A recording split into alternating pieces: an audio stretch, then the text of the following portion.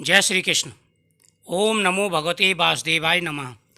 स्वागत है आप सभी का मेरे HS भारद्वाज यूट्यूब चैनल पर। मैं हरिओम शर्मा आज आपको अधिक मास के 16वें अध्याय की कथा सुना रहा हूँ और बहुत ही सुंदर कथा है। इस कथा को सुनने से पुत्र की प्राप्ति होती है, संतान की प्राप्ति होती है। जो भी आपके मन में कामना हो वह कामना पूरी होती है। वाल्मीकि कहने लगे, इस प्रकार अनुपम वर देकर दोनों पति पत्नी के देखते देखते हरि भगवान गरुड़ पर चढ़कर अपने स्थान को चले गए। भगवान विष्णु ने गरुड़ से कहा और गरुड़ ने उनको पुत्र प्राप्ति का वरदान दिया। उसके बाद में भगवान विष्णु गरुड़ पर चढ़ करके बैकुंठ लोक को चले गए।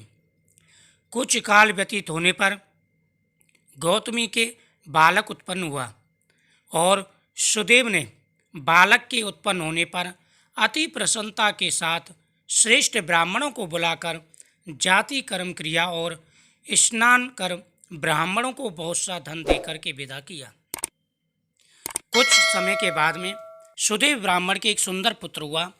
तो सुदेव ब्राह्मण ने श्रेष्ठ ब्राह्मणों को बुला करके अपने बेटे का नामकरण संस्कार कराया और ब्राह्मण को भी बहुत सा धन देकर के संतुष्ट किया।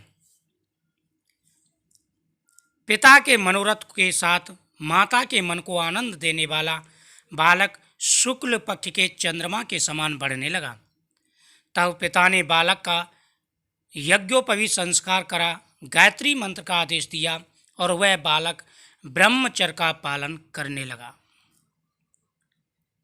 वाल्मीकि ऋषि बोले, एक समय करोड़ों सूर्य के समान कांति वाले देवल ऋषि वहाँ पर आए। यानी बालक का नामकरण संस्कार हो गया और यज्ञोपवीत धारण करा दिया। वह गायत्री मंत्र का जाप करके ब्रह्मचर्य पालन करने लगा। पहले 16 साल तक जो है आश्रम में रहते थे और ब्रह्मचर्य का पालन करते थे। तभी वहाँ पर सुदेव ब्राह्मण के यहाँ पर देवल नाम के एक ऋषि थे जो बड़े तपस्वी थे, वह आए। उनको देख सुदेव ने उनके लिए आसन बिछाया।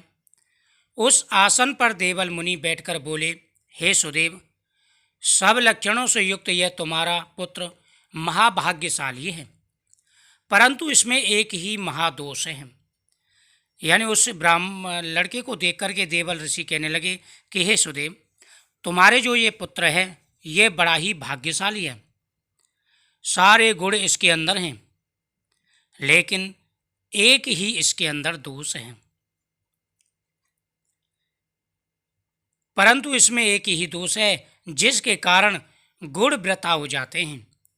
हे सुदेव, तेरा यह पुत्र 12 वर्ष में जल में डूब करके अपने प्राण त्याग देगा।